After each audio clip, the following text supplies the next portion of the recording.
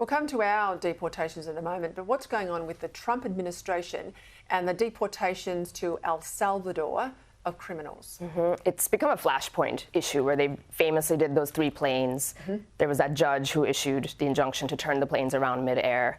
Trump administration didn't comply. It went all the way up to the Supreme Court that favored the Trump administration and their contention that this is executive power. That judge did not have jurisdiction.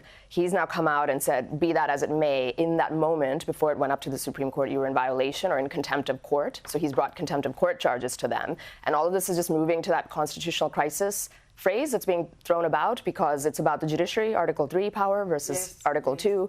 The feeling and the view of most is that the judiciary does not have standing to tell the executive branch how to handle immigration. It's all about, like a deliberate move to have that manufactured chaos, which hurts government incumbents. It absolutely does, but they're hurtling ahead, and I think they're not going to come off the immigration issue, which is a signature issue of Trump, but they're also not going to come off this conflict or collision course, I would say, that Article 2 and Article 3 All right, let's go to ours, because we've got an NZYQ guy who should be deported to Nauru, but says, I will not be deported. He's fighting it through the courts.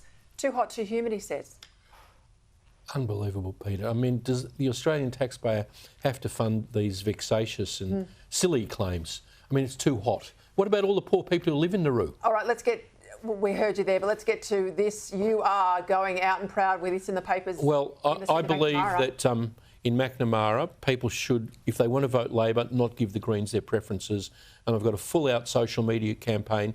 Wow. Macnamara residents against extremism. Yep. Me and Tony Lupton are out there loud and proud. We're still saying vote Labor, but don't give your preferences to the Greens, give it to the Liberals ahead of them. Good on you, Michael Danby. There you go. If you're in that seat, there's your writing instructions to avoid a Greens catastrophe.